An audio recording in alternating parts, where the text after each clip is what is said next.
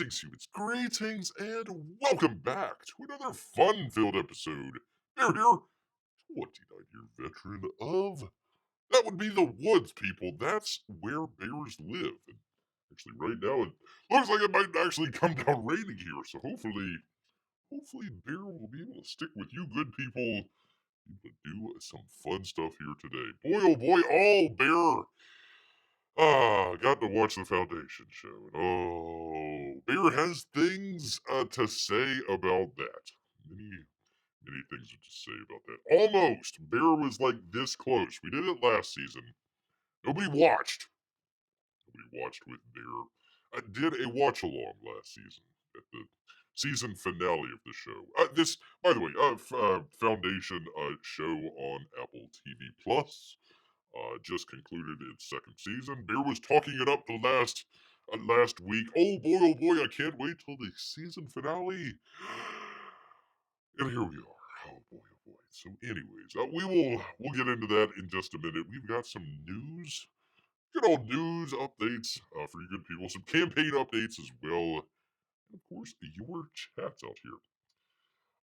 Just starting, that was sheer luck, says Grant. You are lucky today, Grant. You are our first chatter. Um, Not really sure what you get out of that, but there you are, sir. You get to claim numero uno. Numero uno. So good to have Grant here. Great to have Amy here as well. And one would assume Melissa somewhere close by. She says, "Hey Bear, how's the cave internet doing?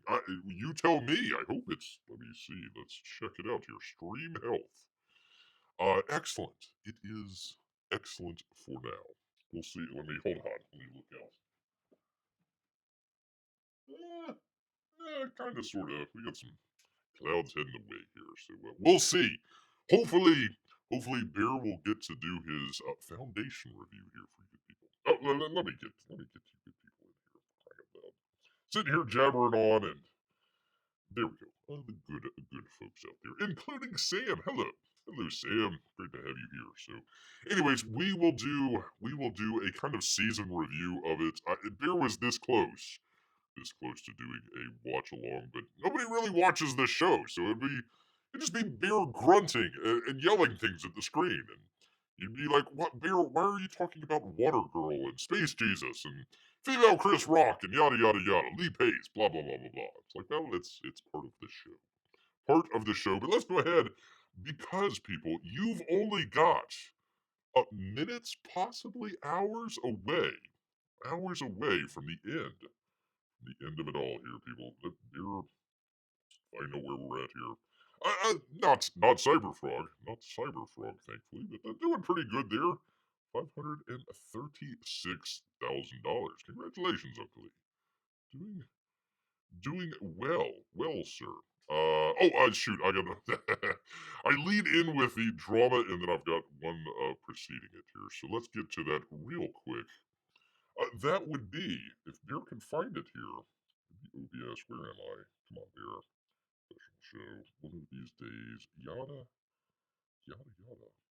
From Eric Ninaltowski. One of the hardest last names for Bear to spell out there. He has an update on Shadow Sentry. On the book and crowdfunding campaigns. Inks on the Hopscotch origin story are complete. He's got his next phase. Will be sending the pages to be colored by Kevin Anthony De Castro. In the meantime, I'm rolling on to the Commander North story, which I'm excited to get going, he says. The new landscape and different mix of characters done in a bit different style as well. So there you go. If you missed out, Bear doesn't really promote Kickstarter campaigns, but if you missed out, people, he has a second chance, and that is through his Fund My Comic. And Bear actually, if we can pull it up here, come on, Bear, professional show. Where is it? Here we are. Here we are. You can go ahead, check it out here. There we go. There it is. If you want to check it out, go down in the description. Bear's been trying to put together kind of a list of different campaigns, whatnot. People should go check out. So if you go to the description, look under the Fund by Comics section there, you're going to see this Shadow Sentry Second Chance, and you could actually be the second backer. Poor guy. Poor guy. He needs some more people out there. Luckily, he got his funding goal of $6.66. So, whew, that was a close one there. So, anyways, interesting. I'm not gonna do a campaign review. Did this a while back there, but there you are. Got some great stuff here. You're gonna be getting this. You're gonna be getting this fella right here.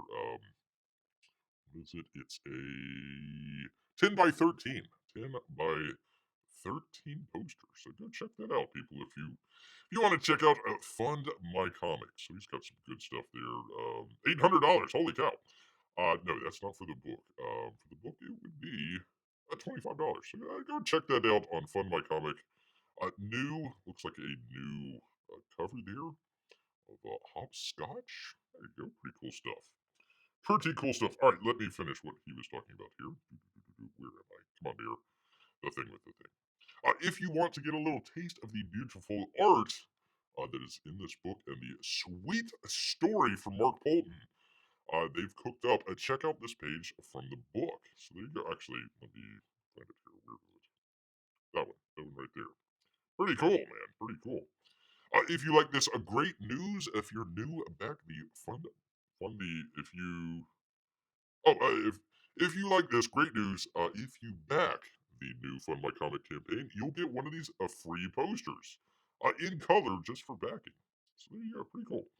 He's also got coming to an Indiegogo campaign. I'll be launching a card set that'll be made available called Hopscotch's Halloween. Excellent. Which will feature Hopscotch dressed in all manner of fun Halloween costumes. Yes, excellent. He's also going to be doing sketch cards and soon holochrome posters. So check that out, people. Some interesting stuff. Which, by the way, it allows Bear this one opportunity here to showcase a little bit of Weldon art, some original Weldon art. So, if you actually got the first Shadow Sentry campaign and you got the cards with it, the metal foil cards that he came with it, or actually it was metal cards. That was one of the metal cards. So there you go. Thank you, Weldon. Come back, Weldon. A lonely comics gauge turns your eyes to Matthew Weldon out there. So there you go, some good stuff. Great artwork from Matthew Weldon. Yes, indeed. All right, let me continue on because people, you only have a certain amount of time here, and that would be please sing it along with Beer here and Angry Aaron here. That would be the ghosts of Matecumbe.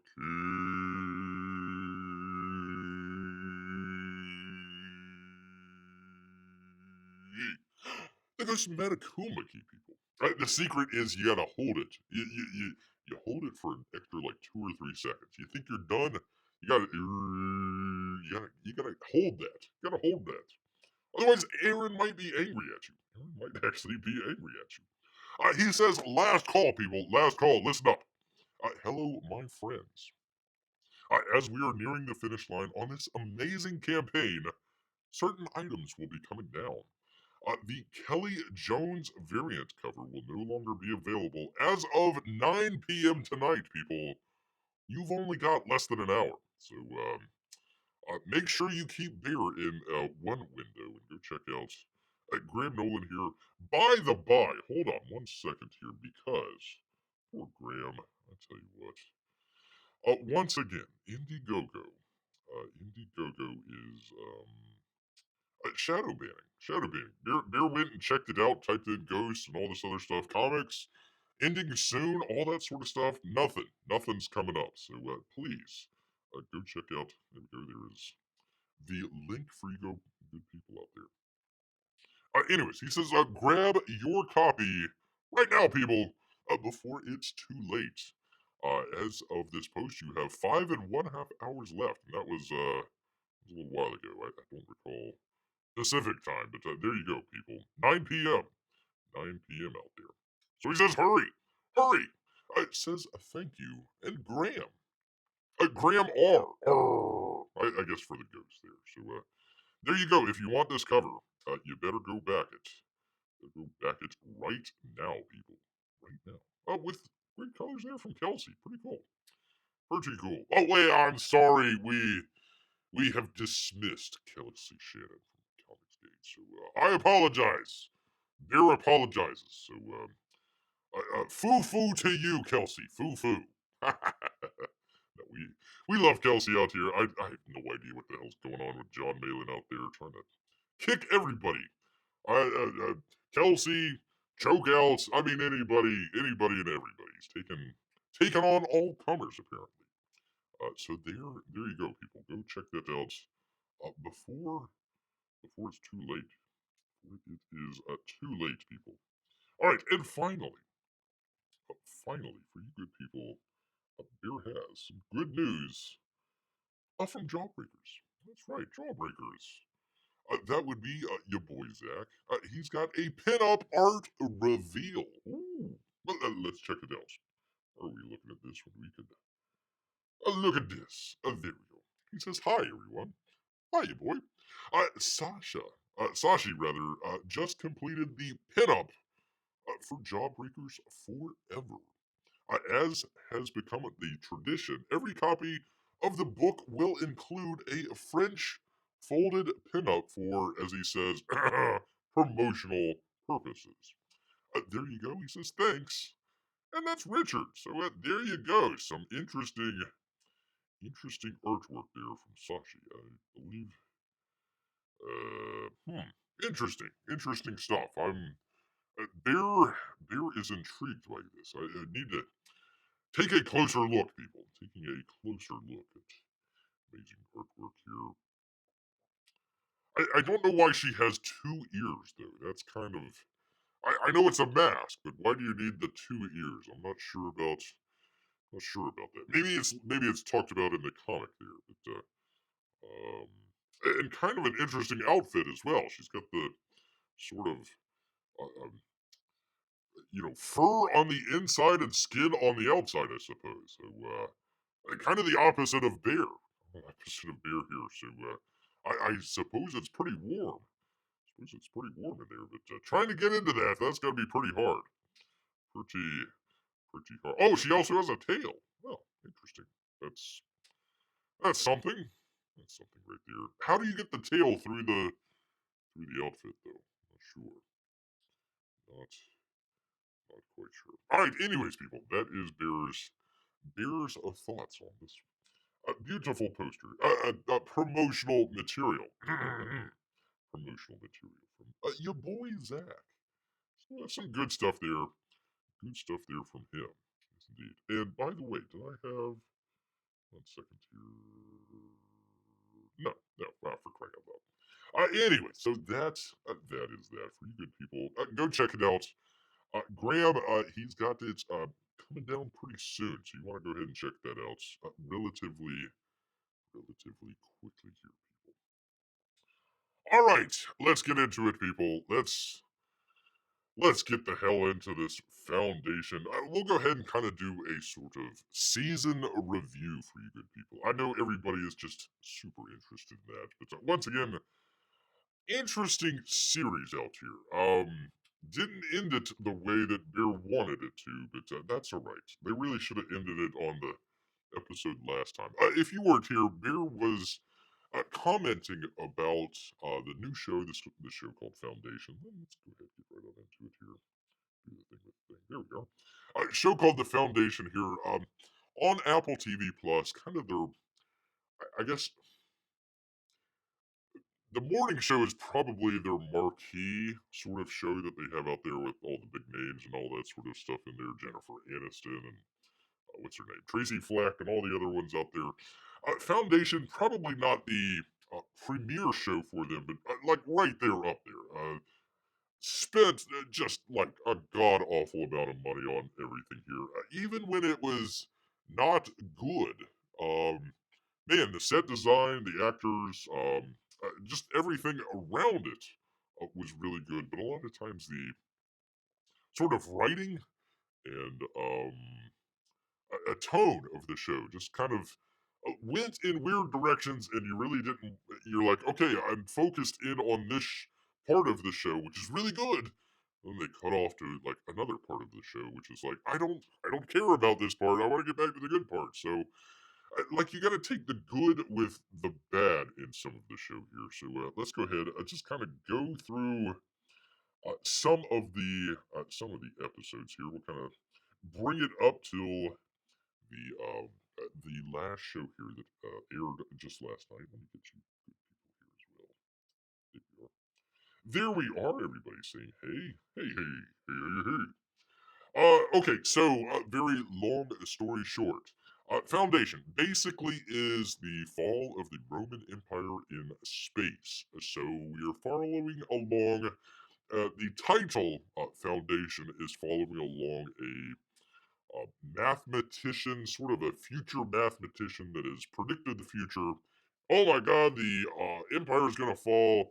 We need to get, like a big library where everybody can go. Once everything collapses, we need to bring back the galaxy with everybody, all the humans all over the galaxy. There, we need to bring that back in quick order. Otherwise, there's going to be like, you know, 100,000 years of darkness, 100,000 years of the Dark Ages, essentially. So, if you think of fall of the Roman Empire, Dark Ages that happened afterwards, think of like the sort of monks or maybe some of the individual libraries that were out there that kind of husbanded the knowledge that was accumulated all of those thousands of years, and then all of a sudden everything collapsed, and people were burning stuff, and everything was just going crazy. The Huns and all that other stuff. So essentially, that's what's going on with that. So you have one side, Henry Selden.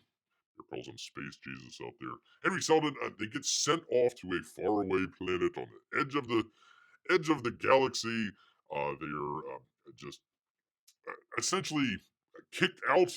They sent all the very smart and educated people that were down with Henry Selden, all the scientists and everything. This is not.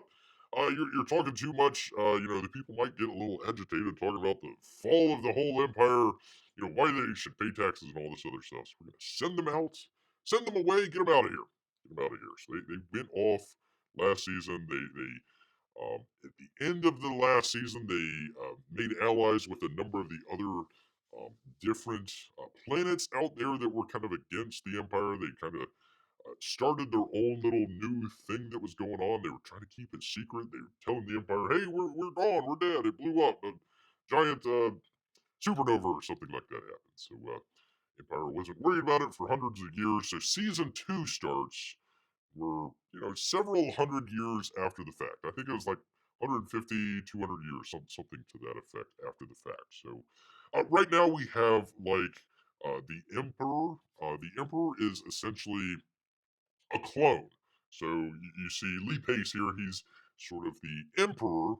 And then as he gets older, his name is Day. So as he gets older, it's Dusk, Brother Dusk, and then before him, preceding him, is Brother Dawn. So once the older guy dies off, the Lee Pace Brother Day will take his place as Brother Dusk. Brother Dawn will take his seat as the new emperor, and it just kind of goes that way. So we're following along with the emperor here. All of a sudden, a brand new start of the show, start of the season here. The emperor is almost killed. He's got a assassin that's after him. So he barely escapes the assassination. He's uh, just suspecting everybody, including his brothers there, which is essentially the clone of himself. He's okay. We gotta find out who done it, who did it, and sort of towards the end of the episode, they find out, hey, wait a minute, that whole Foundation folks that we sent off into the universe, we thought they're dead. Pardon me here. Thought they were dead. No, they lied. They're still there, and they might have sent the assassin to kill you. So that starts a little bit of the story going. The other kind of half of the story is Empire has figured out from Henry Selden, hey, the whole thing's going to collapse. They're doing the same thing over and over again, so he's going to do something completely different. He's going to get away from all the clones. He's going to marry. He's going to marry into Another planet out there, another kingdom out there. He's going to marry into that. Going to have a bride. Going to have an heir to the throne. So they're not gonna need Brother Dusk. They're not gonna need Brother Dawn out there anymore. He's gonna be the real one. He's gonna hang out and do everything, and then once he's gone, go to the sun rather than to the clone. So that is sort of the beginning of episode one. We kind of figure out what's been going on in the past. We've kind of come up to the update to the future. Got a girl. She went with Henry Selden through a number of different stuff. She ends up um, uh, meeting up with her daughter, that we don't find out is her daughter until the very end of season one. They end up meeting up on her old planet. Water Girl's on the water planet. It's been flooded. They got to get out of there. The ship down below has been flooded, so they gotta bring the ship up out of the water and get off the planet because it's flooding, and they you need to get the heck out of there. So, anyways, Water Girl, female Chris Rock go down to the ship, bring it up. Situations happen. Somebody nearly dies. Yada yada yada. They finally get the ship up and activated and headed out into space, and then all of a sudden, the digital version of Henry Selden comes alive and says, "Hey, what's going on, everybody? I'm here." And then that's basically where episode one ends. So, kind of on a cliffhanger. Get accustomed to some of the new characters that come out, like the princess lady here. We figure out where she's coming from, this and that, whatever. Interesting first episode there. The downside to a lot of this is it's cutting back and forth. So we're cutting back to the Foundation stuff. We're cutting back to Water Girl here. Cutting back to the Empire stuff and a couple different storylines there. It gets chopped up. It gets a little chopped up there, but Lee Pace fighting naked for his life. Very interesting first scene there. Very well directed. I thought it was well directed. Once again, looks like $1 million. Just excellent stuff out there. So very cool, very cool. Ended that episode here. So going into episode two, we have episode two here. So they're trying to figure out. Okay, some stuff happened in between where we met last season. 100 and some odd years has passed. They're trying to figure out. Okay, in the starship there with Selden and Water Girl, female Chris Rock. They're trying to figure out. Okay, we changed some stuff. It's for the better, right? Well, apparently not. Apparently not. The collapse is coming a little bit sooner than everybody thought. Then, of course, Water Girl keeps having visions of the future of a really bad guy. Their first thought it was a gentleman named Harbor Mallow. Apparently, it was not. It was a completely different character called the Mole. It's going to be kind of the main bad guy going forward in the next season. So, very kind of odd looking, almost cartoon character type villain. Very strange, but whatever. We get introduced to that. We get introduced to the princess that's coming down. That's going to marry Brother Day. Going through, kind of repeating some of the stuff in case you hadn't seen it. Okay, the clones and this sort of stuff. They talk about a number of stuff there. Getting a little bit more into the story, you find out a little bit more about the Foundation, what they've been doing. So they come up with a new character. Let's see, what's his name? Brother Pi and Brother Constant. I think is what it was. No, not Pi. What was it? Or math. Let's see. It was Brother Constant and Brother.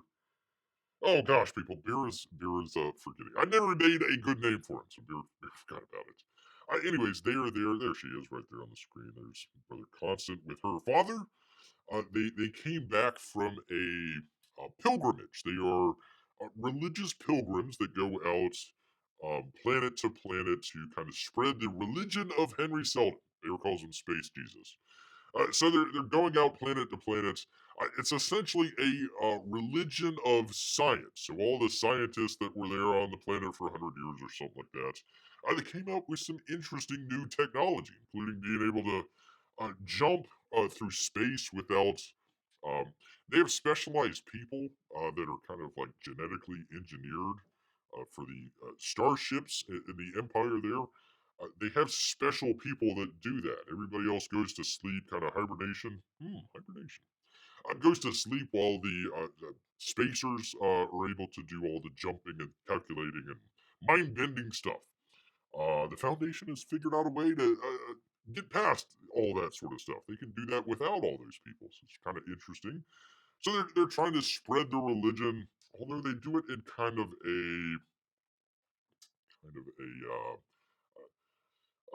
flash in the pan sort of situation. Like, ooh, they're doing a lot of tricks, and it almost looks like magic. But no, it's really science. Even though they're turning, lead into gold and all this sort of stuff, alchemy, really. But there you go, some interesting stuff that they're doing there. So that was kind of season two. We kind of learn a little bit more. Season two, episode two. Learn a little bit more about some of the characters. Learn about the new characters. We learn a little bit more about them, how they kind of do their magic, and sort of at the very end of the uh, foundation. What is it called? Oh gosh, there's drawing a blank on that. Anyways, there is a kind of a monument, I suppose, on the terminus planet there, and all of a sudden it's opened up again. This hasn't happened for hundred of years or something like that. So all the people on terminus are like, oh goodness, this is a momentous occasion here. This only happened one time, a couple hundred years ago. Space Jesus visited us, so he might be coming back again.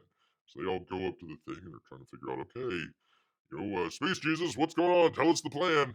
And all of a sudden, he takes a guy up, and it's supposed to be the guy that's like gonna give everybody all the directions and everything, right? So he's like, "All right, I'll be the man. I'll be the guy that goes up there, and he's lifted up off the ground and then set afire, set aflame, and then all of a sudden, huge thing up there says, 'Find me Harbor Mallows.' We are introduced." Possibly to a new character out there that some of the brothers here from the Foundation planet, they need to go find. They need to go find this Harbor Mellow fellow. So that is where episode two ends. We kind of get caught up with a number of the characters. We get new plot developments, and then all of a sudden we gotta find this brand new character. So that's where episode two, episode two ends. So it goes. Episode three, we're gonna go find out who this Harbor Mallow fellow is. What his deal is and why we need to bring him back to the Foundation planet. So they go out, they find Harbor Mallow. He's kind of a how best to describe this? He's kind of a con artist, essentially. So he's going around the universe and he's got these different trinkets and stuff like that that he's selling and whatnot. So we find him. He's gonna try and sell a trinket to this guy on the planet, emperor on this faraway planet somewhere, and it's kind of a sort of a transportation device, little thing that you put on your wrist, and if the other person puts it on the other wrist, their bodies get transferred back and forth. So the person, person A gets transferred over to person B's body, and vice versa. Although they'll have it'll just be their bodies, so their clothes remain the same. So when he transfers body with this sort of king on the planet, now all of a sudden he's wearing all the fancy robes and all this other stuff. So he was going to do that. Well, the whole thing was a trick, basically to get the king's what was it like a chalice or some crown or something like that. He tries to escape the planet and is caught. Oh my goodness, is caught and is going to be sentenced to death, people. Sentenced to death. So that's going to be a very unfortunate thing, but luckily they got the Foundation folks came and rescued him, and then they're on their way to the Foundation planet to figure out, hey, this Harbor Mallow fellow, what does Space Jesus want with him? So they had that. They also have another storyline here where we're introduced to a new character. The fellow right here, the space captain, he is a former, like a admiral or something like that. He's out there for the Empire. They had a big battle that he was going to be involved in, and he decided he was given an order and decided to do something a little bit different to save his crew, save the lives of everybody. He does do that, but unfortunately, you really can't. disobey orders from the Emperor here in the Foundation. So he gets sent to prison, sent kind of a prison planet, kind of salt mine prison planet. Well, but I need to explain this in a little bit, but the robot, the female robot character here, there she is, comes down to the planet and says, "I've got an offer for you. You need to work for us, or we're going to leave you here. Leave you here to rot." So he decides, well, I want better working conditions for my prison mates here, and then I'll go with you. So kind of a story with all that sort of stuff. We meet this space admiral here. He's going to come back, help out the Empire, and go out to the Foundation planet and do what needs to be done. Do what needs to be done. So first, they need to find a couple of other things first. They're sent off on a couple of other errands there, so they go do that. Meanwhile, at Space Jesus, female Chris Rock, Water Girl, they're trying to find a new planet so they can do essentially a second or a backup Foundation planet. So they're going around, go ironically enough to a desert planet. Space Jesus is essentially a hologram at this point. So he's being carried around by a Water Girl around, and it's a very old mining planet. They extracted like gold or some sort of ore out of there. So they're going around in their ruins and whatnot and trying to find where the signal's coming from that Space Jesus is looking for. Finally finds it, and it's kind of a mysterious group of possibly robots out there that they take Space Jesus away, and a poor Water Girl is left by herself in the cave there, so she heads back to the ship there with female Chris Rock. All of a sudden, oh my gosh, the giant robots are attacking, and they gotta get away from there, and all of a sudden, they find a life form out there as they're trying to escape. They pick up this life form. Sure enough, it's Space Jesus. And of course, Space Jesus comes back to life again, like the third or fourth time, I forget. Hey, Space Jesus, he gets around. So, anyways, they pick up the body of Space Jesus, head out into space, and like, okay, we need to find the new planet here, settle the foundations. There they are. They're gonna head out there to find out where they need to go next. So that's basically episode 3 here. Doing pretty good so far. Um, Introducing new characters, bringing other characters up to speed, and kind of doing a little bit of different things with them, especially with Space Jesus. Doing some interesting things there, and we're finding out a little bit more about Emperor, and also, God, I'm trying to remember the robot's name. It's not Damaris. Delilah? No, no. Anyways, it starts with a D. Can't remember. I really should have written all this stuff down, but you know what? I was trying to get to a professional show here. So, anyways, there is that. There's that. So we get to episode 4 here. Ah, episode 4. So they bring brother Constance here, and brother, gosh, what was his name? It wasn't Pie. Brother, well, better should have written this down. Anyhow, they bring him back. They go to the giant memorial, giant Space Jesus memorial thing there. Introduced to Space Jesus, which is actually the digital clone of Henry Selden. So it's actually a separate Space Jesus, but that gets a little too complicated for you people. Try and keep it simple here. So, anyways, they go to Space Jesus, get some instructions. The religious brothers, they've got to go off to the terminus. No, not Trantor, the main the head of the empire, the sort of Rome, if you will, of the entire empire. So they're heading out there. Harbor Mallow, he's got a different, he was told a different secret plan. So he takes their spaceship, the brother spaceship, and he heads off onto a different direction. He's going to go do something different while the religious folks, they head off to the emperor's palace trying to bring love and peace and all this good stuff. They're saying, okay, well, we got to take the space bus there, but that's all right. We'll take the space bus to Trantor, and get a room with the emperor there. Hopefully he'll listen to us and bring peace, and everything will be working out just terrifically. It's just fabulous. It'll all turn out just terrific. In addition to that, we're starting to get a little bit more about the princess that's going to be marrying a brother Day. She's developing a little bit more of a closer relationship with brother Dawn. So that's kind of an interesting thing. They're a little bit more of the same age, so they're kind of getting a little bit closer together. Although she's kind of doing her own little thing. Apparently, her family had been killed. She's like the last remaining line of their descendants there of kings on the planet. So she's the last one. So she's trying to figure out who killed them, and she's got kind of an idea that maybe Brother Day did it. So a little bit of a sneakery there that she's doing. She's getting some, developing some contacts and bringing some people in to say, hey, we need to figure out who killed my family before I start to marry this fella that may actually have killed my family. Dun dun dun dun dun. So she's doing that. Space Admiral is heading out. They're trying to find. They found the last location of where Brother Constance here was. Last planet. So they go to check that out.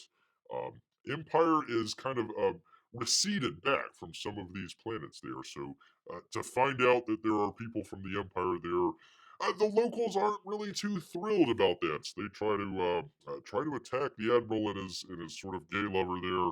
I know, woke stuff.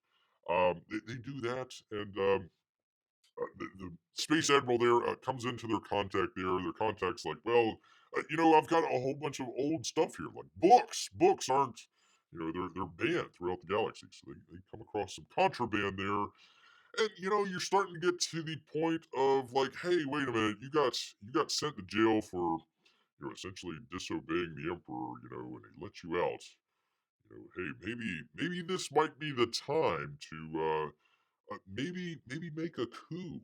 Maybe the military might depose the emperor, and the admiral here might take his place. So some intriguing stuff here for episode 4. Then it starts to fall off a cliff. They start to go into the other storylines here, which gets a little bit more in detailed with some of the storylines that we've already gotten into. Space Jesus, Water Girl, female Chris Rock, they go down to another planet, which is essentially a planet of psychics, kind of refugee psychics out there. So they find the planet, kind of drawn to it, but come across a number of kind of younger kids, younger adults there on this psychic planet, and they're trying to figure out kind of what's going on. But you get the impression that hey, maybe something ain't right here. Maybe it ain't all what it cracked up to be. Space Jesus is like, I got a bad feeling about this. And the episode ends, so it's like, oh, okay. In the meantime, you got a brother Dusk and brother Dawn here. They're kind of trying to figure out, hey, who put out the hit on Brother Day, and at the same time, they're kind of there's some genetic stuff that's going on. So they were supposedly the genetic clone from the very first Cleon, that would be the Emperor. So they've come to discover in last season that hey, there's some different stuff there in that genetic material. So they're coming across some interesting stuff there. Brother Day actually has a different eye color than the other brothers there. So and he's also got a little bit of a different personality trait as well. So they're trying to figure out, okay, what's going on with this brother Day? Can we really trust him? Can we also trust the um, princess as well and her little courtesan here? Kind of, I don't know, handmaiden, I suppose. I don't know. Anyways, they've got their sort of still stuff going on. They're still trying to figure out who murdered the family. Um, it's starting to tie some strings together here, but going a little slow. Plus, you're jumping back and forth between like 5 different storylines. So, if you're a little confused so far, Beer apologizes, trying to do the best he can here. Kind of a little bit, kind of starting to get kind of redundant episodes. Some odd stuff that's happening in some of the episodes. It's like, okay, why is this happening? That sort of deal doesn't make much sense. It'll make sense at the very end of the season here, but it's not making much sense now. So, Space Jesus, they're there on the planet of psychics there. Gosh, I got a really bad feeling about all this sort of stuff. Something ain't right here. Some of the psychic stuff's getting a little sketchy there. And all of a sudden, Space Jesus, gets in his shuttlecraft and just flies away without the girls here. Like, see ya, bye. It's like, why did they do that? Why did he just decide to leave all of a sudden? Well, he didn't decide to leave. It was an image. It was another person that they decided to kind of do a mental kind of fakery, fake look to it. It was somebody else that was taking away the shuttlecraft there, but they wanted to make it look like Space Jesus. Like, oh, wait a minute, what the heck happened to Space Jesus? Well, they have on the psychic planet kind of it's like a cult. So they got the cult leader there, kind of a very ugly lady there, but whatever. So she decides, like, okay, for whatever reason, I don't like your foundation, and we're gonna kill all of you, and I want to take over the body of a water girl because she's like, 1,000-year-old being, and she like transfers her mind into new, powerful psychic like children. So she never ages or anything like that. So she'll just transfer her body over and over and over again. So she wants a water girl, but female Chris Rock, Space Jesus, they're expendable. So at the end of the episode, we find out, oh my God, they killed Space Jesus. So again, so they killed Space Jesus again, and there is that. Herbert Mallow, he's off on his own little kind of side journey. He meets up with the kind of the space travelers there. Has an offer for them, and we kind of figure out what's going to go on later on with that. The religious brothers, they go to Trantor to kind of talk to the emperor there. Hi, how are you doing? We're here. We're gonna set up diplomatic channels here. He says, "Oh, okay, come on in. Check it out." And at the end of the episode, we find out, no, screw you. You're being arrested. So they're arrested at the end of the season. Didn't even get to talk to the emperor. Just did all that. Also, Lee Pace here. He's gonna be marrying his princess, but there's some more stuff kind of going on behind the scenes there with the princess there, and we're still trying to figure out, who killed her family, but also who put out who put out the hit on old Lee Pace there. So we got to figure out all of that stuff. P Money has finally arrived. Well, there we go. Finally, we've been waiting on you the entire time here, P Money. We're going through the foundation. Bear decided not to do a watch along, so we're just kind of doing a recap here. Excuse me. Clear the nose here.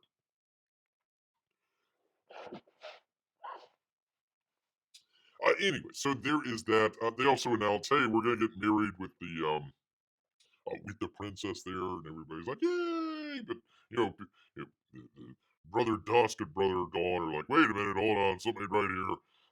So that is where that episode's in. So, anyways, we get to finally episode 7. Episode 7. Things are starting to come to a head. Things are starting to come to a head. Brother Day, okay, he's starting to figure some stuff out here. Has some suspicions of what's going on. Also, the princess there, she's also getting her suspicions verified as well. So you got a little bit of a conflict there between the two parties that are about to get married. So, very interesting stuff going on there. Once again, a water girl on the psychic planet, trying to figure out what's going on. Around this time, basically, she does a complete 180 of what her character has been up to this point. She was against sort of the cult leader and kind of suspicious of her. And then all of a sudden, she was like, "Yeah, cult leader, right on, right on, right on." So, her daughter, female Chris Rock, she gets a little suspicious about kind of what's going on. she has a way where she can predict some things in the future. So she's got like a coin that she flips and is trying to predict heads or tails out of it. She's having a tough time doing that, and that kind of leads her to say, "Hey, something's going on here." She finds this little kind of boat thing that rides around with an iPad. I guess I don't know what the hell's going on with that. She says, "Hey, something's going on with this. I'm gonna go find out what's going on." Come to the end of the episode. Oh my God, she found Space Jesus, and he's dead. He drowned. Sorry, spoiler alert. Like, oh my God, Space Jesus. She goes out there, and then a cult leader's there, and she says, "Aha! I knew it, female Chris Rock. We couldn't trust you." And then she mentally kills female Chris Rock, and oh my God, it's the worst thing ever. And so both of them are dead. Both of them are dead. Whatever. So also, they're trying to figure out the Empire. It says, "Aha! We figured out where this terminus planet is." Oh, well, actually, before that, they have the religious people there, the religious brothers there.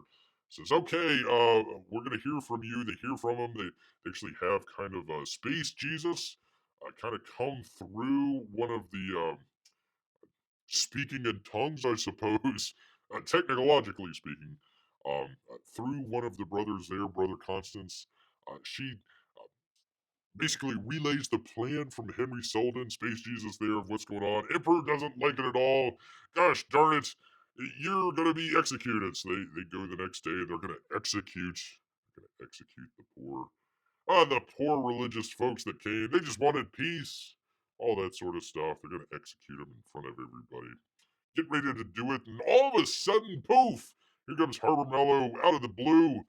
Just like warps right in, and it like I guess when you go to like hyper warp or warp speed or whatever, it kind of causes a violent reaction. So when he warps right in, it kind of uh, essentially makes an explosion. So it's like a bomb went off. Oh my God! Everybody's like running. Oh my God!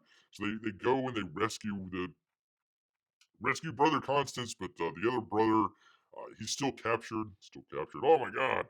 So finally, they decide, okay, enough of this. Harbor Mallow, they escape. Emperor's side. So, okay, enough of this. We're going to go to the terminus planet. The other brothers, they're like, okay, you're gonna go blow, you're gonna go to war with him or whatever. He's like, no, I'm gonna go there. All this stuff was planned out by Space Jesus. I'm gonna go there and I'm gonna go do something different. I'm marrying this lady over here, the princess from the planet. I'm gonna marry her, and that's gonna change everything. I'm also gonna go to the planet here, and we're gonna make peace instead of war. That's gonna totally flip everything, and the Empire will not collapse, and everything will be fine. So that's where they end the episode here. The episode here. Let's see. So Bear has spent 45 minutes just tapping fingers, going, "Where is P Money?" You know Bear too well. Bear too well. Whenever I hear Jesus, I imagine Jesus in a spacesuit, hearing ground control, Major Christ. Major Christ. Yes, indeed. Which brings us to one of the best episodes that Bear has seen. Wait, no, hold on. My bad. Episode 8 was where they did all the executions and all that sort of stuff. So I missed it. I missed an episode there. Episode 9. Oh boy, what a terrific hour of television. Bear came to all of you, says, "People, I know Star Wars is dead. This episode right here just completely killed it. They did Star Wars better than Star Wars did. Talked about it in one of the previous episodes. I won't go through the entire episode here, but just very briefly, very succinctly. Brother Dusk is trying to figure out what's going on with the robot that they have there. She's holding some stuff back from him, so he wants to figure out what's going on. They do some stuff, and all of a sudden they find a secret passage to a chamber that's never been seen before in thousands of years. They go down, they go find the robot that they've kind of grown up with their entire life. All the clones, they've kind of been raised by this sort of robot mother, as it were. Come to find out, she was many years ago, kind of a soldier, a warrior out there, a robot warrior. They had a big battle, a big war between the humans and the robots. The humans won, so they got the last robot in existence there, and they basically kind of flayed her up a little bit and cut her up where she couldn't move or couldn't do anything, and put into this prison down below. So they discover this. They discover all the sort of stuff, and the original brother Cleon, the original, the first brother number one, uh, kind of comes to them and kind of tells him his story of how the robot came to be, how she talked with him through his life, and he decided, okay, I'm gonna uh, essentially marry the robot, but she's doesn't have free will. He plugs in a little a chip in the back of her neck, kind of like a emotional chip with data or something like that. Plugs in a chip in the back of her neck. So now she is beholden to all the emperors throughout the history, all the clones out there, and she has to protect the empire. So even if the emperors do something wrong, she's there to protect what's right. So as while they're doing that, old Lee Pace heads out there to Terminus. There confronts everybody there. Decides, hey, wait a minute, this isn't what they were saying. This isn't a library at all. This is a freaking, they've got weapons in their church and all this other stuff. Confronts Space Jesus. Space Jesus doesn't really even care about the Emperor. He's talking to the robot instead. Makes him really mad. So he decides, hey, screw this. Goes back up to the ship and says, okay, we're gonna blow the hell out of everything. So they blow up. Had a kind of great reversal with the Death Star. They have their own version of the Death Star. So the Empire blows up the Rebels' Death Star there, sends it into the planet. The planet explodes. Oh, they killed everybody. Oh, it's terrific. One of the best hours of TV ever seen in a long time. Great stuff. Great stuff. Talked about it for an hour. Go back to the other episode. Uh, and then they had, episode 10. And then they had episode 10. But then they have this swords that made sounds. No sword play in this one, unfortunately, none whatsoever. So episode 10, the final episode. The planet has been blown up, completely blown up. The fleet is still in orbit there. Emperor's like, yeah, I'm getting my oats here. Had that big grin on his face and everything. Right on, right on. By the way, let me go back. Let me go back real quick to the previous episode. So Space Jesus was dead. A female Chris Rock we find. She wasn't dead. She was actually in a mental sort of psychic ward. I don't know, whatever. Escapes with a water girl. Water girl was gonna be transplanted with the mind with the cult leader there, so they gotta get there, and all the culties are around them. So female Chris Rock comes in, starts blasting out everything, and grabs her mother, grabs Water Girl, heads back to the ship, but they're followed.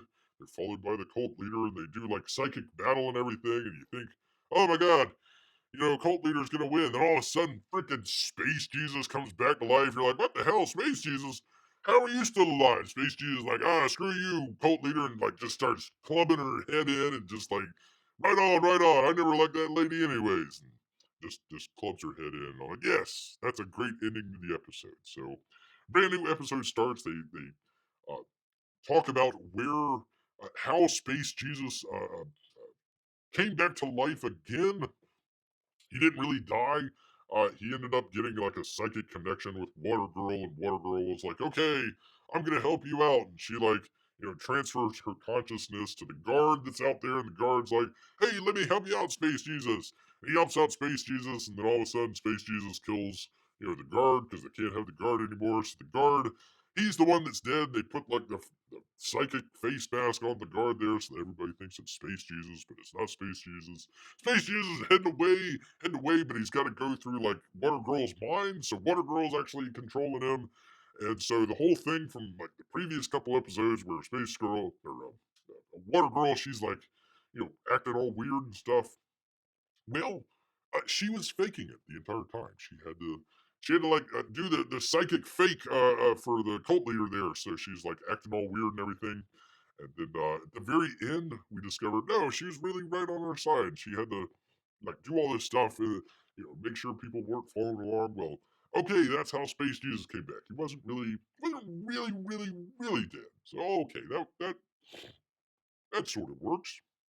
That kind of works. I mean, it's not perfect. Beer doesn't an entire show talking about science and you're talking about psychic stuff.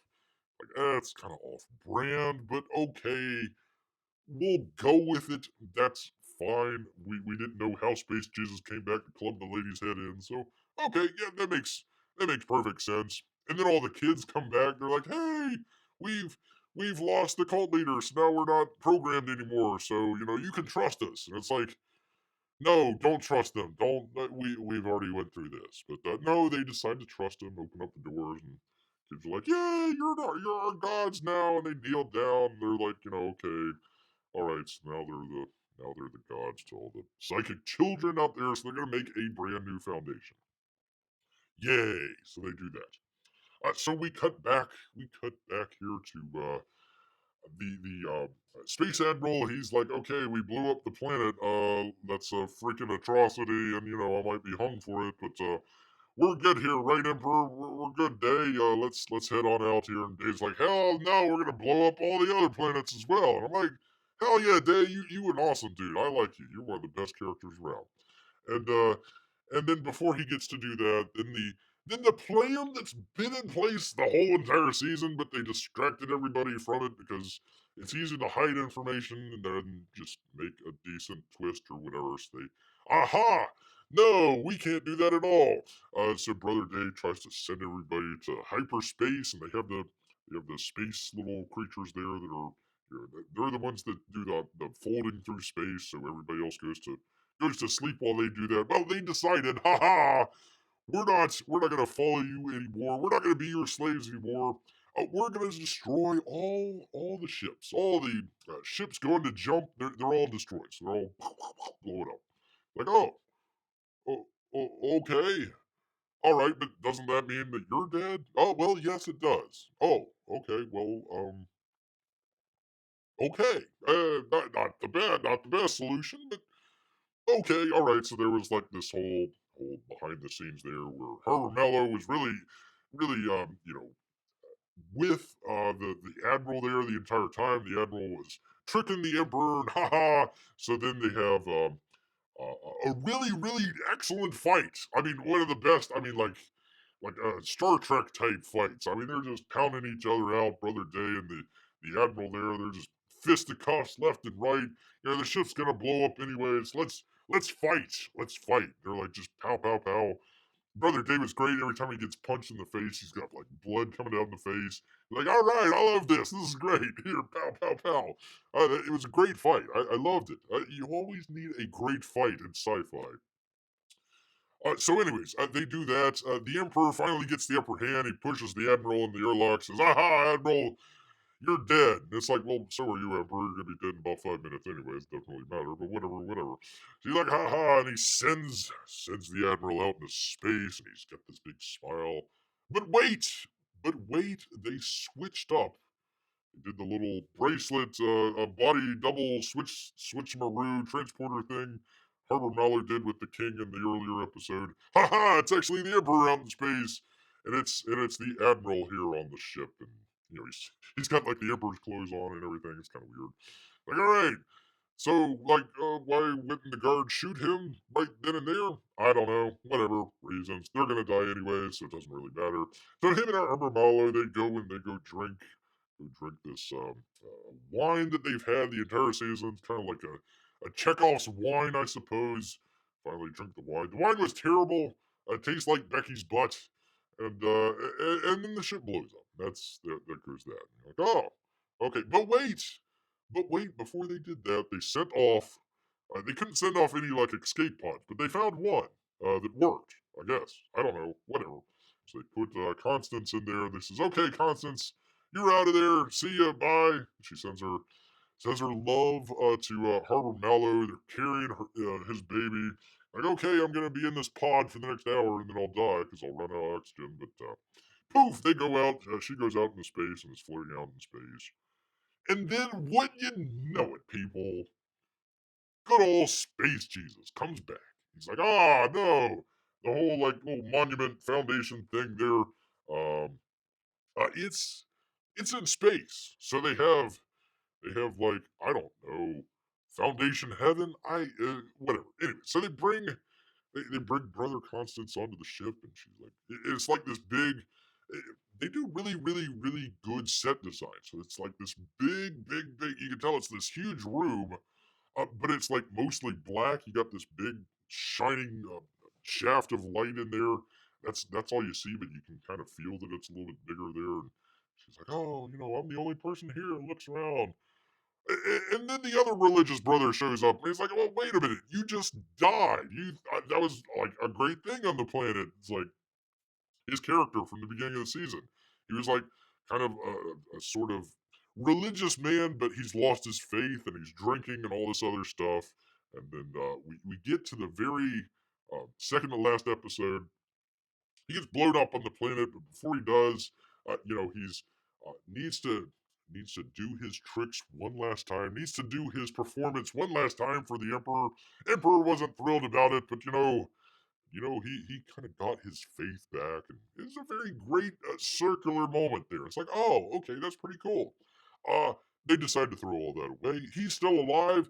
In fact, people, everybody on the planets that just got blown up is alive. All the people there are alive. And it's like, what? Wait a minute. Wait a minute. You just killed everybody there on the planet, and now they're alive. Everything you did in the previous episode is just null and void. Why would you do any of that? That doesn't make any sense at all. So they do that. There's that. They just completely wiped out whatever reason that's the previous episode had all the stakes. They wrote themselves in the corner and they says, do Deus Maxima. Space Jesus comes and snaps his finger and everything's all right again. It's like, well, that's incredibly stupid. Why would you do that? You literally had a great episode of television, and then you said, "Okay, and now I'm gonna crap all over it." That's like, why? Probably the best little bit of the final episode here is the robot lady. God, I'm trying to remember her name. Anyway, she very good actress there. She comes to find Dusk in the sort of prison that they had her in for all those thousands of years. He's down there. He found all the secrets, but it got locked up. So she left before all the stuff happened on Terminus. She came back to Trentor to find Brother Dust down there. Like, okay, you shouldn't have been down here. And he's like, okay, no, don't worry about it. It's all good. She's like, no, no, no, really, you shouldn't have been down here, if you know what I mean. He's like, oh, okay. So he finds a way. He tries to make his peace and everything. It's just not going to work. And robot lady kills Brother Dusk and his main squeeze down there. Kills both of them. Comes back to the castle, the place that they have there. Brother Dawn's like, okay, what's going on? Why are you arresting, the princess lady? And she's like, well, we found out that she's the one that actually killed, tried to put out the assassination attempt on Brother Days. Wasn't the case at all. It's actually the robot lady that did it. And it's like, okay, well, what if she put out the assassin on the Brother Day at the very beginning of the season? She almost got killed. He almost got killed by just luck that he survived. Like, well, why would she want to kill the guy if she was trying to save him? It doesn't make any sense. It's just one of those stupid like you'll never suspect who did it. It was the person that was in bed all along. Dun, dun, dun, dun, dun. It's like, oh, that doesn't make any sense at all. At the same time, Brother Dawn kind of figures out, wait a minute, something's going on. Brother Dusk ain't here anymore. This lady might be not what she says she is, even though she's a robot. So he decides to go grab the princess. He goes, grabs the princess, and they go flee off into space. And the robot lady's like, well, uh, okay. Brother Dusk, he's dead. I killed him. Brother Day, he's dead. He's floating out in space. That ain't gonna help. And Brother Dawn, he just kind of like took off and went out into freaking space and never to be seen or heard from again. She's like, oh well, okay. I guess I gotta bring back all three of the clones, all at the same time. Kind of an interesting scene where they come out of the little pod. And they're all like walking in unison and kind of like same mannerisms and everything. I thought that was kind of interesting that they did it that way. Season ends out. She has the kind of religious artifact there from Space Jesus, and she says, "Ah, ha! Now I know. Now I know the future, and I'm gonna change it." Dun dun dun dun dun. That's the end of the episode and end of the season. God, that's one of the most frustrating series Bears ever had to freaking talk about. But great stuff, excellent stuff. The episode 9, one of the best that Bear's seen in a very long time. And then they just like, God, there were more rug pulls in this final episode, than a NFT collection. Just like I couldn't believe it. It was like you blew up the planet. You made a great arc out of all these characters here, and then you just says, psych, nah, we decided to not do that at all. So, frustrating. I really wish that they would have ended it on the last episode. Lee Pace smiling as the planet blows up would have been a great place to end it. You could have been, you could have had your teams, your team Empire. Rah rah rah. We want to root for the bad guy on this one. Then you could have had Team Foundation. Rah rah rah. We want to root for Water Girl and Space Jesus. And it's like, okay, you could do that, but no, we can't have that. We gotta make sure that Lee Pace is the bad guy, but not the good bad guy. And then the very end. So all the premonitions from Water Girl have been that she is gonna be in the future, and there's gonna be this big bad guy called the Mole. Bear thought it was like Harbor Mallow for the longest time. I thought maybe there's gonna be a connection there where Brother Constance dies and he blames Water Girl for it, so he decides to go on revenge or something like that. It was kind of odd. It didn't turn out that way. It was a completely different character. I mean, that would have made sense, but no, he's just blown up in the spaceship, and they were drinking Becky's butthole, and that's whatever. So, anyways, they were doing that very end of the series season here. If you could have picked the lamest way to introduce a main bad guy that's just like so over the top, I mean, like comical, a comic book villain, just I'm going to get Space Girl and I'm going to do it. Rah! I mean, just like, it's like, God, this is, and the character design is like, if you took like Max Headroom and put on a weird set of oversized sunglasses, and like his arm has like laser blasters on it, that's what it looks like. It looks like the cheapest. Like they spent a ton of money on this series, and they decided, hey, let's go to Party City and just kind of cobble together some stuff for the main bad guy villain for the next season. It's like, God, this just looks awful. This looks terrible. I mean, the entire season, whatever you think about it, it didn't look bad at all. It looked pretty good. So the very last, very last scene, and then they decided, we're gonna film this in like a tent somewhere with some Party City supplies and like flashing lights in the background. Oh. Okay.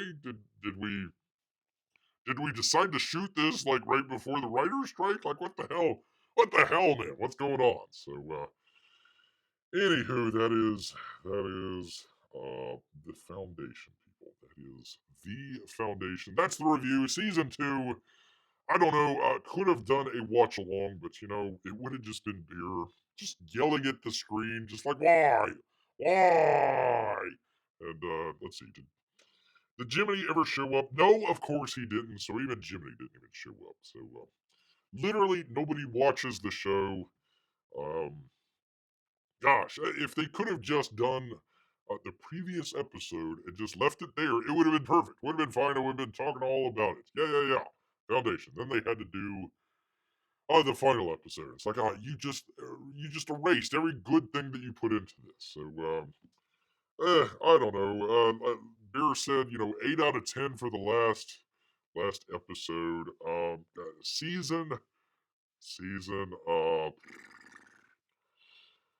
I mean, it's a good-looking show. They've got great actors, set design, spent a ton of money, um, really interesting concepts. Uh, 6.5 out of 10, maybe 6.5. Something interesting to go check out. If you just want to binge watch something and you got the Apple TV Plus, interesting stuff. I would just recommend just fast forwarding through all the Water Girl and Space Jesus stuff. Don't really need it.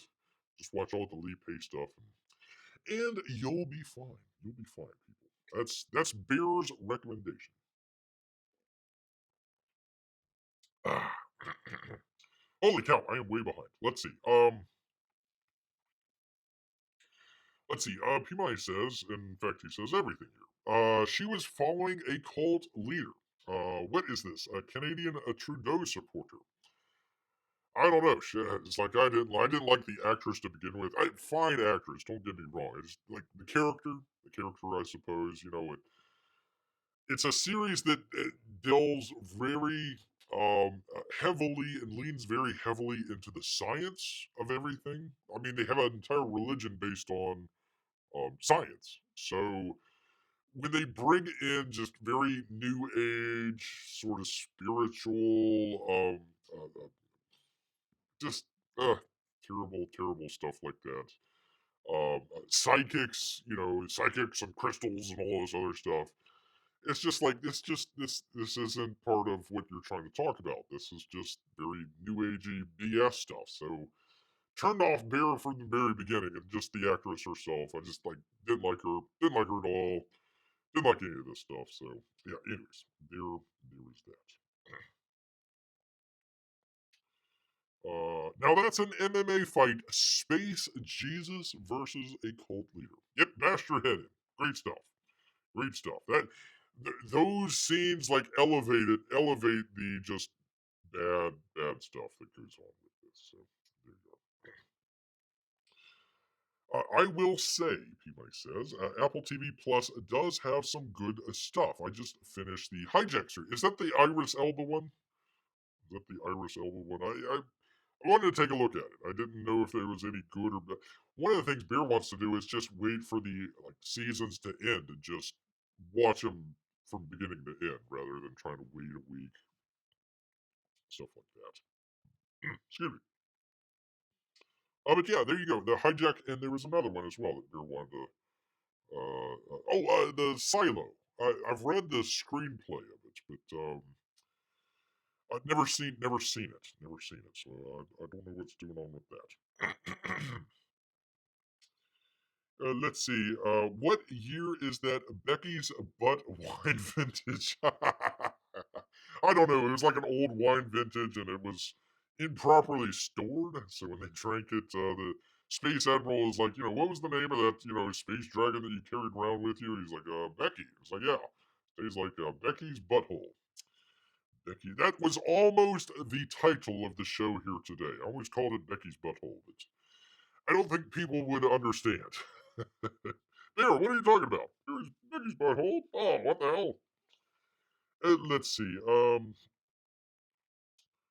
So in the show, getting exploded is simply a flesh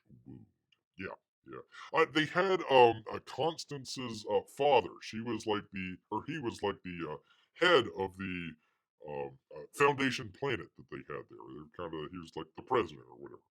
So he started off as kind of like a non-sympathetic type character, kind of a hard ass type situation there.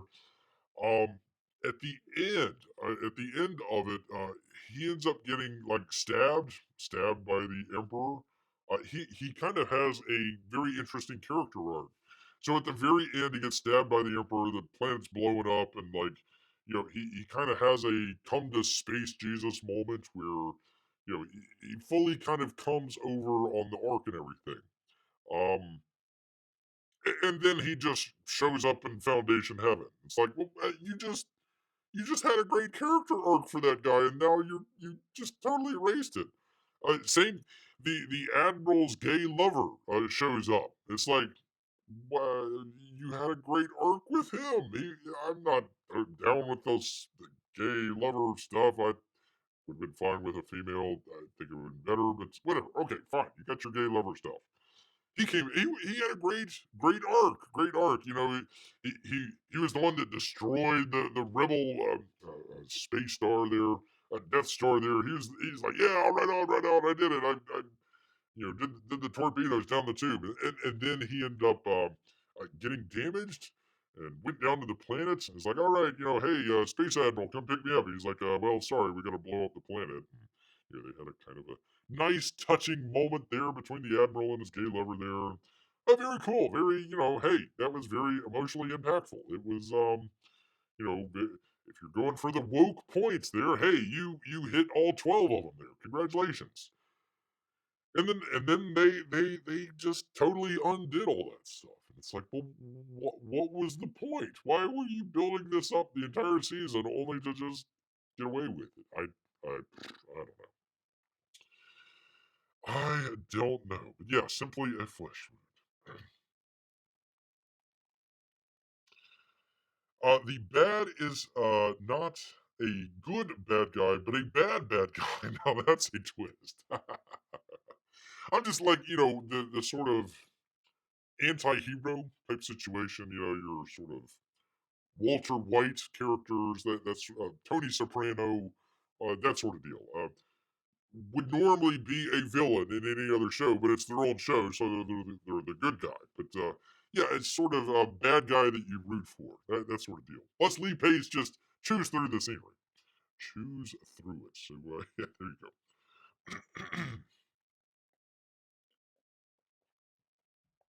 Let's see, a twirling mustache villain. I would have gotten away with it. It too, if it weren't for that space Jesus. Yes. Now there is a sight watching the show on his knees, fist pointing in the air, yelling, "Why? Why? Why? Seriously, why? Why? Why would you?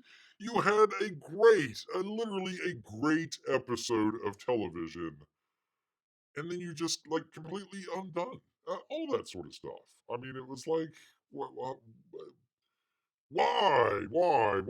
I couldn't. I don't know. I don't know. And it's not like it was bad. It's bad writing, but it wasn't like it was um, ill-conceived or not thought out.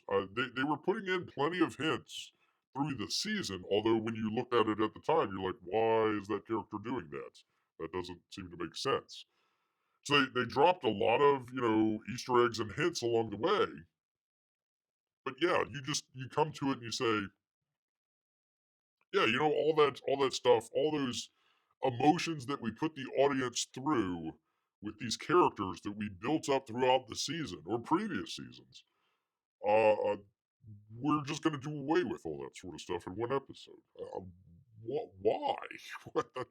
That doesn't make any sense whatsoever. That loses all the dramatics out of all that sort of stuff. I could understand on the psychic planet, flesh and blood of Space Jesus coming back to life. It made sense. He didn't actually drown.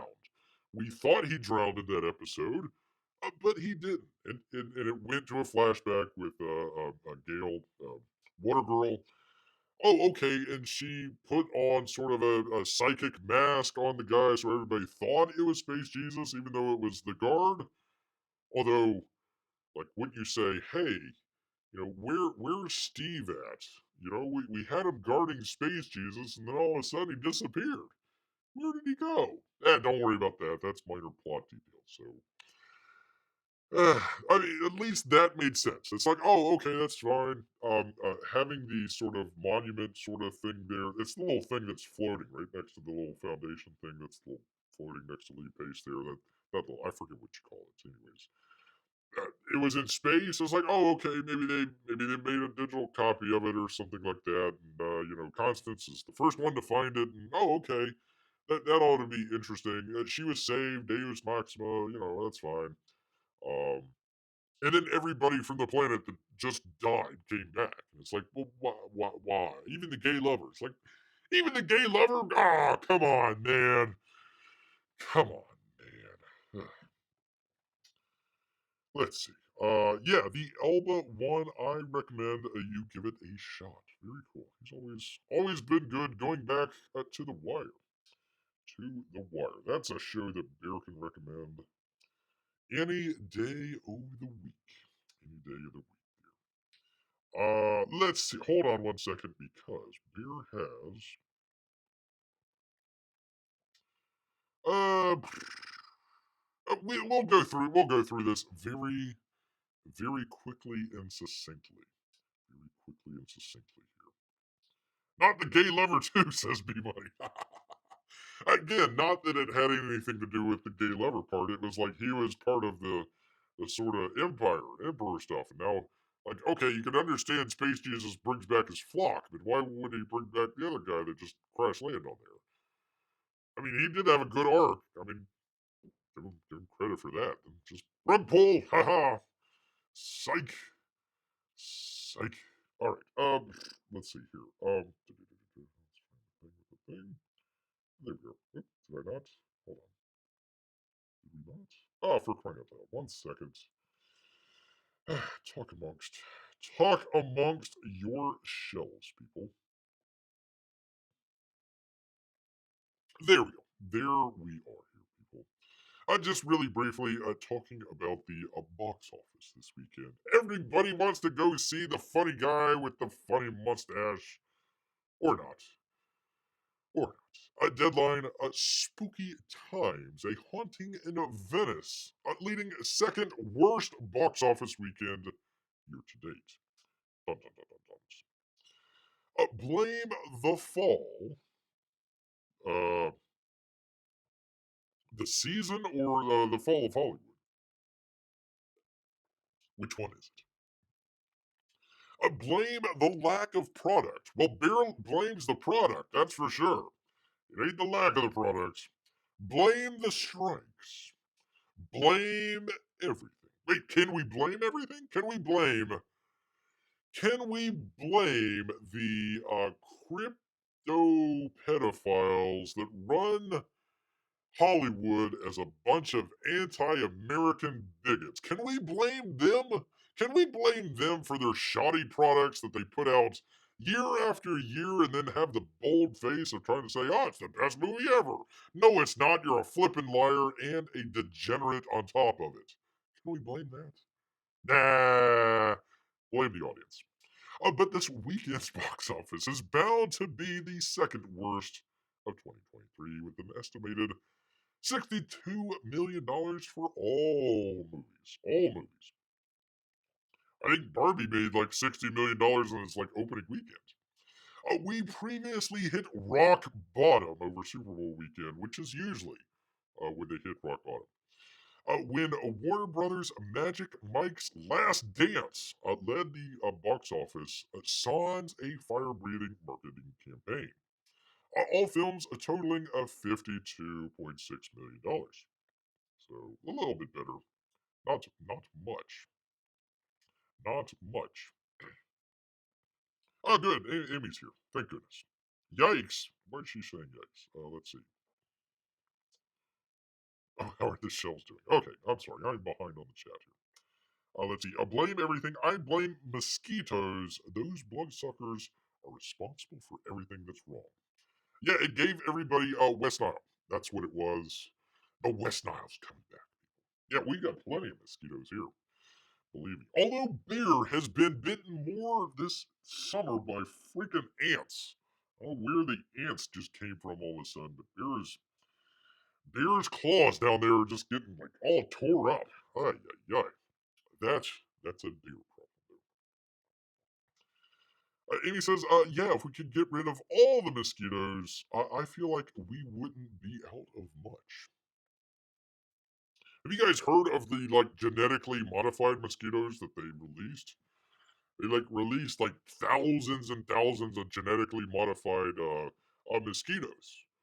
You know, to get rid of the mosquito population. It's like, no, I've read Jurassic Park.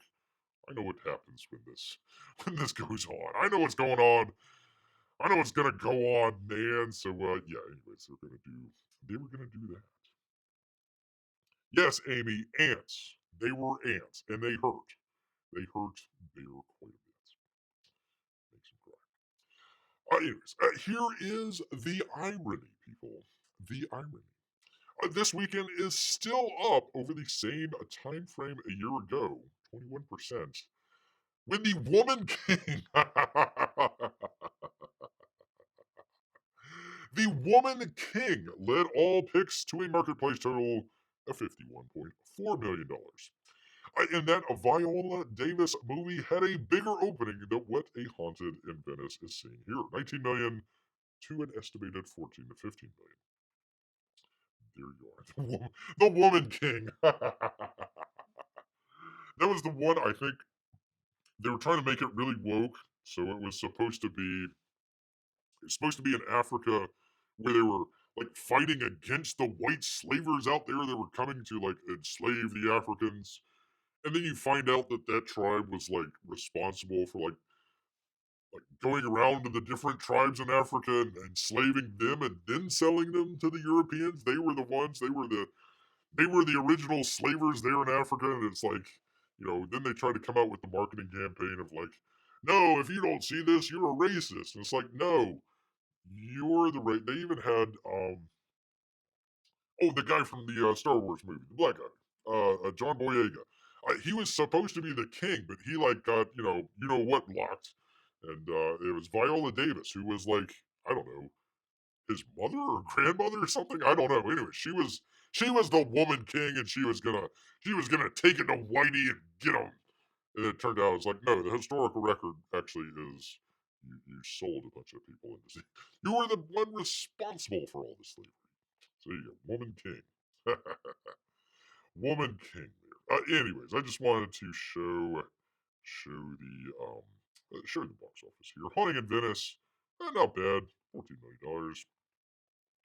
Again, estimates here on Friday, not too bad, not too bad. I did not know that was a Disney movie though. That might be a reason to boycott it.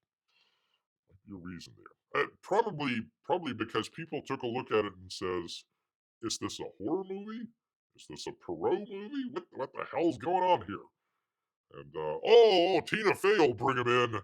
Tina Fey is box office poison. Don't ever get Tina Fey anything. Terrible, terrible. Let's see. The Nun 2. The Nun 2, not too bad. Equalizer 3, doing pretty good. $78 million, pretty good. It kind of came in under the radar there. Did we really need another big fat Greek wedding? Probably not. Probably not. Barbie just doing bang up bofo business out here, doing pretty good. I think it went over, or it was coming close to like 2 billion worldwide. Blue Beetle just making a stink everywhere. $67 million. Week 5, 120 plus $1 million to make. So that's going down the trash. Is anybody out there? Has anybody made any mention of the cultural impact of Blue Beetle? Pardon me. It's supposed to be the first brand new character for James Gunn. Oh man, this is going to start off the DCU. The Blue Beetle. Has that even made a dent? Has it any? I mean, it's down 400 theaters from a week ago. It's doing $500,000 on Friday and scrounging up 2.5 million. It just barely beats whatever Yawn is. I have no idea. Might be another Indian Bollywood movie, like the one that beat out Indiana Jones. So there you go. Almost got beat out there. Almost got beat out. Gran Turismo, doing decent. I wanted to kind of highlight this one, Oppenheimer. Just Beer. It was a good movie. Wasn't the greatest. It's not really worth the hype, really, but it was a good movie, and it's nice to see that good movies actually have staying power, even if it's lost a lot of the IMAX theaters there. Doing pretty well. Doing pretty well. I think it's coming close to 1 billion worldwide. So doing well. And then finally, Teenage Mutant Ninja Turtle. That one really just fell off. Golly. So not doing well for the TMNT. Not at all. Amy says, if mosquitoes get superpowers before I do, I can be mad at science, right? I would hate to think of mosquitoes with superpowers. That'd be terrible. I'm going to have Melissa here. She says, super mosquitoes, but why? But why? Well, they were essentially putting like some sort of genetic marker in there where when the mosquitoes mated, they would pass off the genetic marker to the other, the other mate, and the mate wouldn't be able to reproduce. Um, supposedly, but Beer's read Jurassic Park. I know how that turned out. Well, that turned out, man. Let's see. So Beer might get even more superpowers. Ooh, watch out! I can talk in 2 languages. I think they fought rather. I think they fought the European armies trying to end slavery in their territory. No, it was completely opposite. No, they were fighting. That was what the movie was. The movie, quote unquote, was about. But when they went to the actual historic tribes, they were in Africa. No, they were the ones that were selling. There's a big misconception with a lot of people. A lot of people think that, and it's not like that it didn't happen, but I think a lot of people think that, like, I'm just going to make an example. France went down to Africa and tried to get a whole bunch of, or let me do it better, Spain, since Spain was over here in the New World. Spain went down to Africa, got a whole bunch of slaves, brought them over to the New World to work the mines and yada, yada, yada. That's not how it happened. Um, Spain went out to Africa, yeah, for sure, to the ports, and they says, "Hey, locals, we need people to go over to the New World. We'll be willing to pay you for these people. When you're tribal wars, you get prisoners of war. Hey, if you can't use them, we will. We'll pay you good money for it. So no, it was I forget the name of the tribe there that was doing it, but yeah, they were the ones that were selling their fellow Africans into slavery to the European colonies. So that's how it worked. Actually, it was a lot of indigenous people with Spain. So they were the ones that were doing the mines and the gold and all that sort of stuff. So mainly Caribbean was the African slave trade. Caribbean, Florida at the time was still part of Spain, so those sort of areas. There you go. There's your history lesson from a beer. Big fat Greek wedding number 4, even bigger than fatter. Even bigger, even bigger. Oh, even bigger, even fatter. Quattro. Quattro fat. Possibly wealthier. There you go. And Greeker, too. And the Greekiest yet. There you go. They didn't make mutant mosquitoes with frog DNA. I hope not. Gosh, I hope not. Bears read that book. Bears read that book. If they did, would the water make the mosquitoes gay? Asks Grant. That's a very good question. Very good question. one might have questions about that. Yes, indeed. All right, and got the interesting. Oh, by the way, deadline and Eddie D'Alessandro. Yes, indeed. Ah, bounding into comics, people. Bounding into comics. Let's see. Fable creator Bill Willingham declares asymmetrical warfare. It's about time. Thank you, sir. On DC Comics, releases sales to the public domain. Yes, indeed, people. Yes, indeed.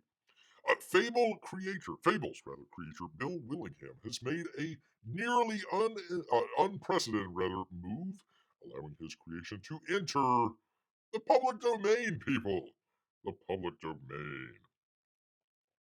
Willingham announced the move via a press release on his Substack. As of now, September 15th, 2023, the comic book property called Fables, including all related Fables spin offs and characters, is now in the public domain. What was once wholly owned by Bill Willingham is now owned by everyone for all time. It's done. And as most experts will tell you, once done, it cannot be undone. You heard that, DC. Take backs are neither contemplated nor possible. So, look at there, people. Since I can't afford to sue DC to force them to live up to the letter and spirit of our long-time agreements, since even winning such a suit would take a ridiculous amount of money out of my own pockets and years out of my life. 67 people. I've decided to take a different approach and fight them in a different arena inspired by the principles of asymmetrical warfare. He added the one thing in our contract the DC lawyers can't contest or reinterpret to their own benefit is that I am the sole owner of the intellectual property. I can sell it or give it away to whomever I want. Oh, oh. He goes on to answer why he made this move, which is partially due to his feelings on copyright and trademark law being broken. And his desire to fix the system by leading an example. But the majority of the press release is then dedicated to calling out bad business practices by DC Comics. Do it, do it out in public, air it all out. He says, when honest people occupy the corporations, they often do the right thing.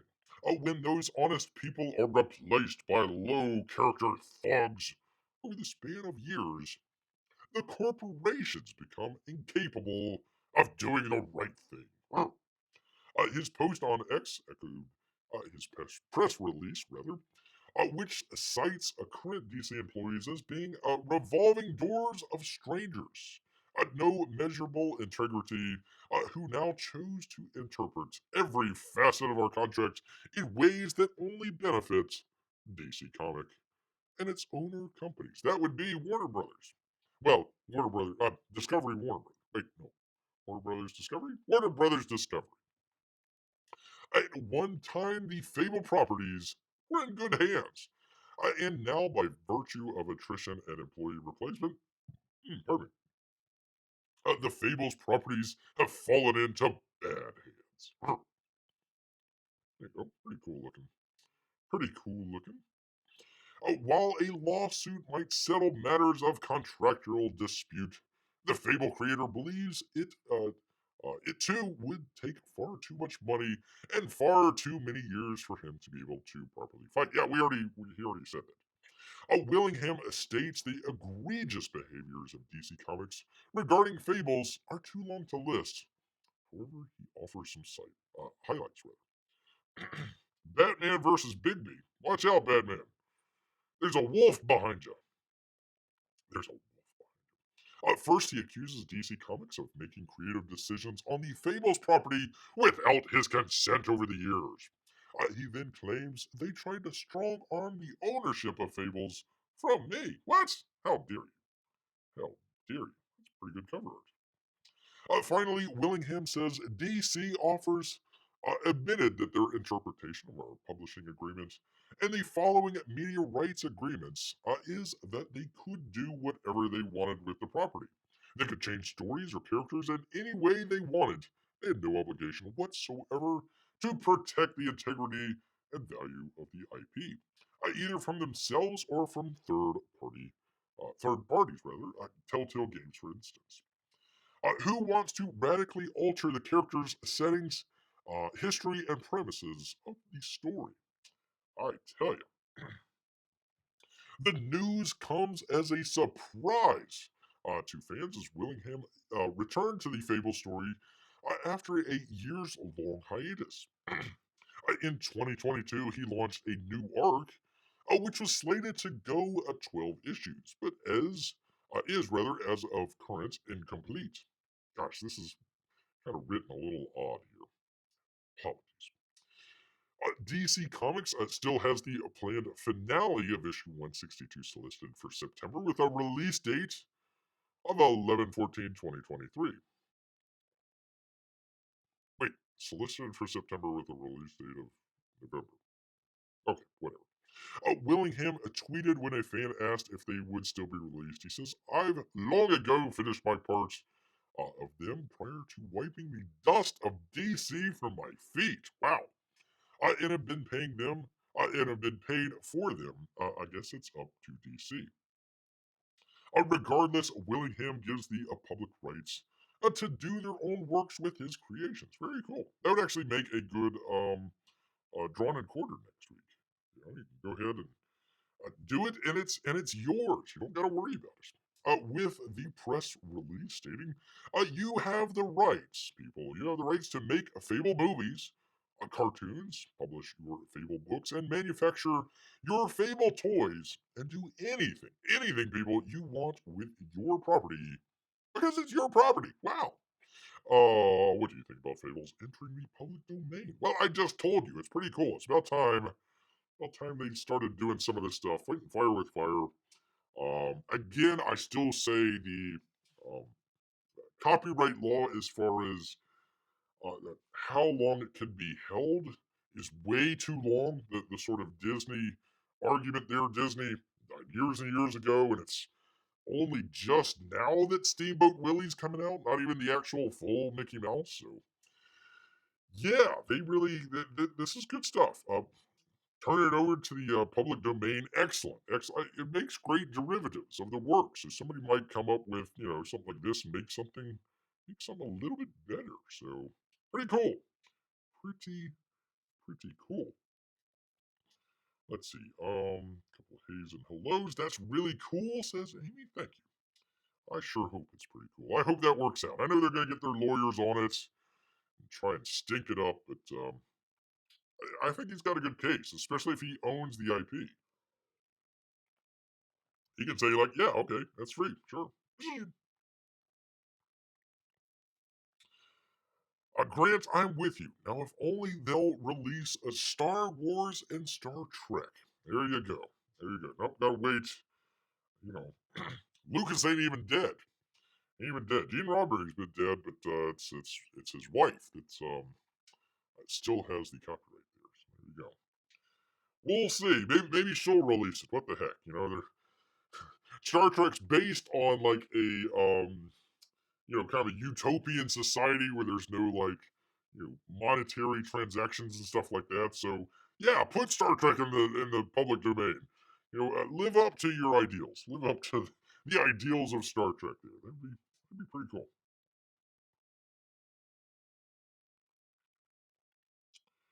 Let's see. Melissa says, I believe another word that would apply here as well would be the word based. Based, much like a turkey. That's based. There we go. I hope I'm right. Bear hopes he's right. Let's see. She says, the official books are a little more than fanfics anymore. If the licensed products aren't going to be faithful adaptation, then why not just have it all be fanatics? Fanfics, rather. Fanfics. There you go. I agree, Melissa. That is That is a very good point. Very, very good point indeed. Yes, indeed. All right, I had another story here. I'll probably save that for the another time.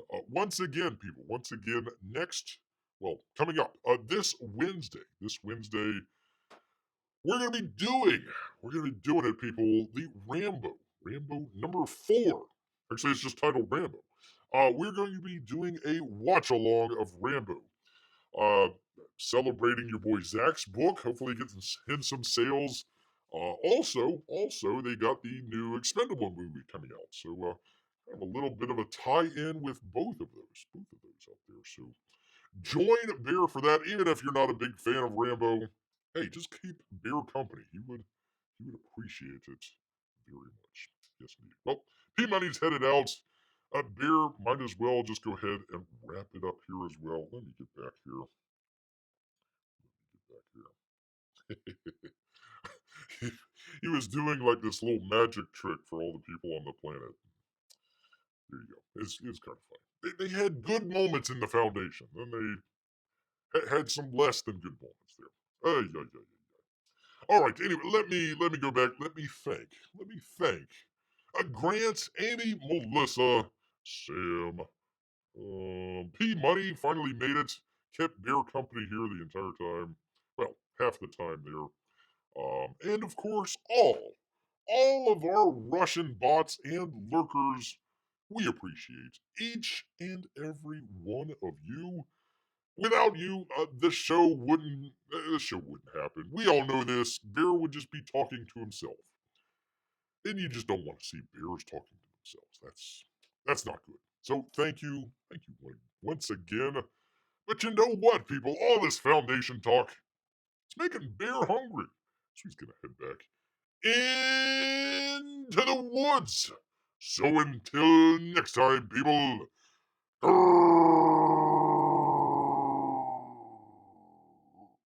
Grrr,